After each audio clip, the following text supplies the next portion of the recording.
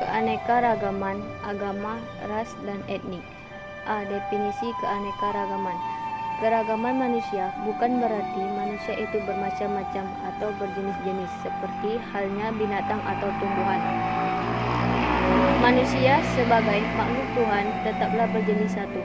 Keragaman manusia yang dimaksudkan bahwa setiap manusia memiliki perbedaan. Perbedaan itu ada karena manusia adalah makhluk individu yang setiap individu memiliki ciri-ciri khas tersendiri. Selain makhluk individu, manusia juga makhluk sosial yang membentuk kelompok persekutuan hidup. Tiap kelompok persekutuan hidup manusia juga beragam. Masyarakat sebagai persekutuan hidup itu berbeda dan beragam karena ada perbedaan. Misalnya, dalam ras, suku, agama, budaya, ekonomi, status sosial, jenis kelamin, daerah tempat tinggal, dan lain-lain. Hal yang demikian kita katakan sebagai unsur-unsur yang membentuk keragaman dalam masyarakat. Secara horizontal, masyarakat majemuk dikelompokkan berdasarkan A. Etnik dan rasa tahu asal usul keturunan, B. Bahasa daerah, C. Adat istiadat atau perilaku, D. Agama, E. Pakaian, makanan, dan budaya material lainnya. Secara vertikal, masyarakat majemuk dikelompokkan berdasarkan A. Penghasilan atau ekonomi, B. Pendidikan, C. Pemukiman, D. Pekerjaan, dan E. Kedudukan sosial politik. Keragaman di Indonesia ada 3. 1. Agama. Bangsa Indonesia percaya dan takwa kepada Tuhan Yang Maha Esa sesuai dengan agama dan kepercayaan. Agama yang berkembang yaitu Islam, Kristen, Katolik, Hindu, Buddha, dan Konghucu. Di samping itu juga berkembang kepercayaan, di mana organisasi kepercayaan di Indonesia diperkirakan ada sekitar 200.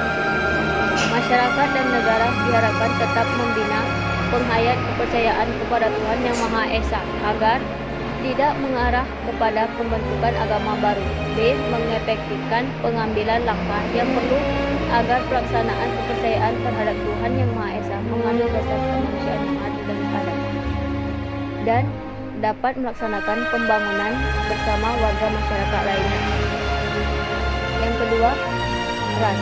Kata ras berasal dari bahasa Prancis dan Italia, yaitu raza. Pertama kali istilah ini diperkenalkan Francois Bernier, antropologis Prancis, untuk mengemukakan gagasan tentang pembedaan manusia berdasarkan kategori atau karakteristik warna kulit dan bentuk wajah. Setelah itu, orang lalu menetapkan hierarki manusia berdasarkan karakteristik fisik atau biologis. Berdasarkan karakteristik biologis, pada umumnya manusia dikelompokkan dalam berbagai ras. Manusia dibedakan menurut bentuk wajah, rambut, tinggi badan, warna kulit, mata, hidung, dan karakteristik fisik lainnya. Jadi, ras adalah perbedaan antara manusia menurut atau berdasarkan ciri fisik biologis. Ciri utama pembeda antara ras yaitu ciri alamiah rambut pada badan, warna alami rambut, kulit, dan iris mata, bentuk lipatan penutup mata, bentuk hidung, serta bibir, bentuk kepala dan muka, ukuran tinggi badan. Dan yang ketiga, etnis atau suku bangsa. Koenjaraningrat menyatakan suku bangsa sebagai kelompok sosial atau kesatuan hidup yang memiliki sistem interaksi yang ada karena kontinuitas dan rasa identitas yang mempersatukan semua anggotanya serta memiliki sistem kepemimpinan sendiri. Menurut Naral, mendefinisikan etnis adalah sejumlah orang atau penduduk yang memiliki ciri-ciri A. Secara biologis, mampu berkembang biak dan bertahan, B. Mempunyai nilai-nilai budaya yang sama dan sadar akan rasa kebersamaan dalam suatu bentuk budaya, C. Membentuk jaringan komunikasi dan interaksi sendiri, dan D. Menentukan kelompoknya yang diterima oleh dan dapat dibedakan dari kelompok lain.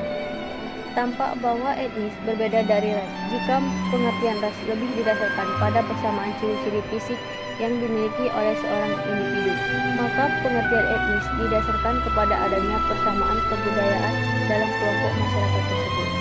Secara etnis, bangsa Indonesia adalah bangsa yang majemuk dengan jumlah etnik yang besar. Mengenai jumlah suku bangsa yang ada di Indonesia telah dikemukakan oleh para ahli. Eisenberg dan Sultan Takdir Ali Shah Bani memperkirakan ada 200 sampai 250 suku bangsa. M.A. Jaspan mengemukakan ada 375 suku bangsa. Penjara-Ningrat memperkirakan ada 195 suku bangsa. Hildred menyatakan lebih dari 300 suku bangsa dengan identitas budayanya sendiri.